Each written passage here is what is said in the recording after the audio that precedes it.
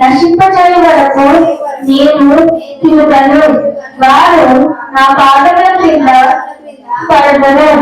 వారు లేవలేకపోయినట్లు నేను వారిని. మన ప్రభు అయినటువంటి యేసుక్రీస్తు వారి యొక్క పరిశుద్ధమైన నామాన్ని బట్టి ఈ ఉదయకాలము ప్రభు సన్నిధికి కూడి వచ్చినటువంటి మీ అందరికి కూడా ప్రభు పేరట వందనాలు. ఈ రోజు ఏం చేస్తారు? 29వ వచనం చూడండి. నీ సహాయం వలన నేను సైన్యములను జయింతును. సహాయం వల్ల నేను సైన్యములను జయింతును. నా దేవుని సహాయం వల్ల ప్రాకారము దాటును. అబ్బా అమ్మా, సైన్యం అంటే ఎంత ఉంటుంది? చాలా మంది కదా. ఒక హీరో ఒక సినిమాలో చాలా మంది కొట్టినట్టు మనకు చూపెడతారు. అదంతా డూబ్.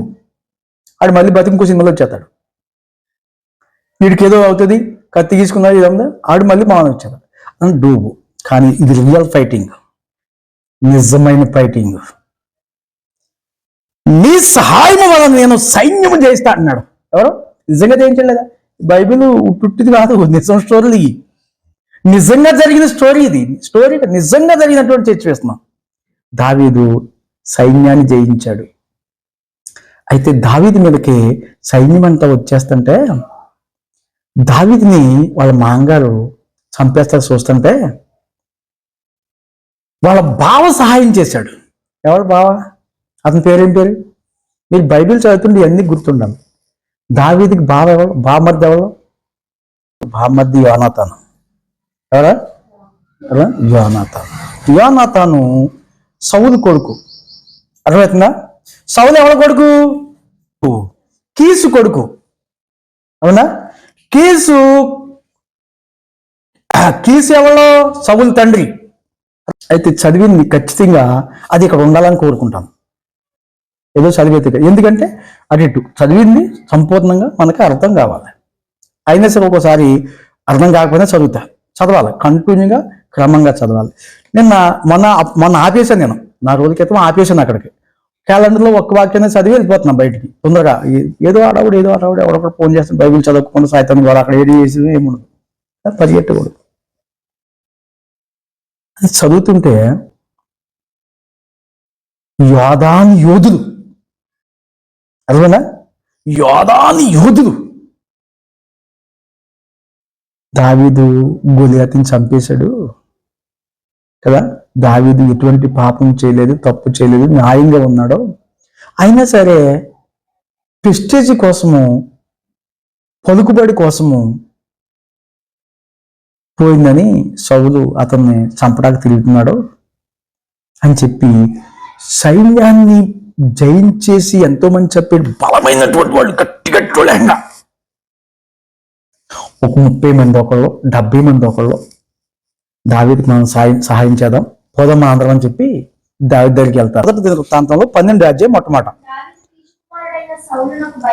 దావీదు కీసు కుమారుడైన, మీకు అర్థమవుతుందా? బంధాలు చూడాలి ఇక్కడ. ఎవరు? దావీదే మల్లుడు, కీసేమో సౌలు తండ్రి కదా. కీసు కుమారుడైన సౌలునకు భయపడి, ఎవరు భయపడుతున్నారు ఇక్కడ?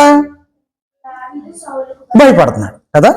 భయపడి ఇంకనూ దాగి ఉండగా సౌలు బంధువులకు బెన్యామీనీయులలో పరాక్రమశాలులు కొందరు దావీదునకు యుద్ధ సహాయము చేయుటకై.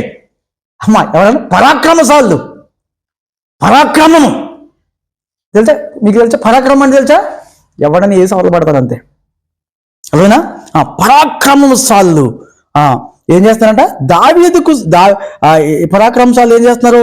కొందరు దావీదునకు యుద్ధ సహాయం చేయుటకై అతని యొద్దకు సిగ్లాకునకు వచ్చిరి. వీరు వీలుకాండ్రు. వీలుకాండ్రు అంటే బాణం వేయగల శక్తి గల వాళ్ళు. అర్థమైనా? వీలుకాండ్రు అంటే బాణం వేసేవాళ్ళు. ఆ తర్వాత వీలుకాండ్రై కూడి ఎడమ చేతితో ఒడిచాల చేత రాళ్ళ ఊటకును. అమ్మా, ఇదేంటంట? కుడి చేత్తో కాదు.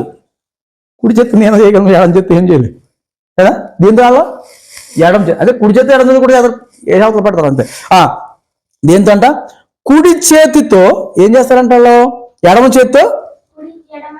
ఎడమ చేత ఒడిచేల వాళ్ళు రుబుటెక్కును, ఈటి చేత అంబులు ఏంటంట విడుచుటెక్కును సమర్థులైన వారు.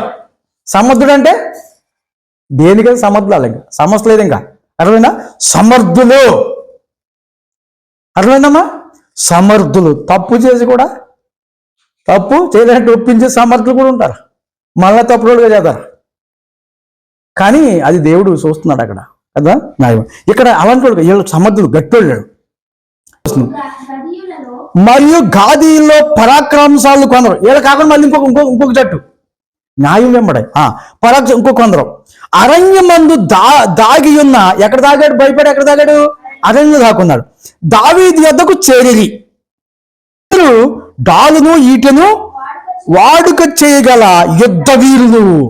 ఇలా ఎలాంటి ఇలా ముఖం ఎలా ఉందో చూడండి. సింహ ముఖము వంటి ముఖము గలవారు.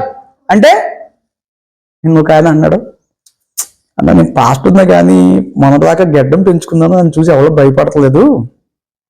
పెద్ద ఆయన నీతిమంతులు యొక్క ముఖంలో ఏముంటదంటే మండుతూ ఉంటుంది, సీటికి మాటికి పళ్ళు గీత ఉండరు, యథార్థంగా ఉంటారు. ఎలా ఉండాలి ముఖం? ముఖం ఎలాగ ఉండాలి? ఇక్కడ సింహం వంటి ముఖం. అర్థమవుతుందా? పళ్ళు గిలిచ్చి వాళ్ళతో పళ్ళు గిలిచ్చి డ్యాన్స్ చేసి వాళ్ళతో డ్యాన్స్ చేయడం కాదు. లోపడేముంది? వాక్యం కదా. చూడండి ఎక్కడ నా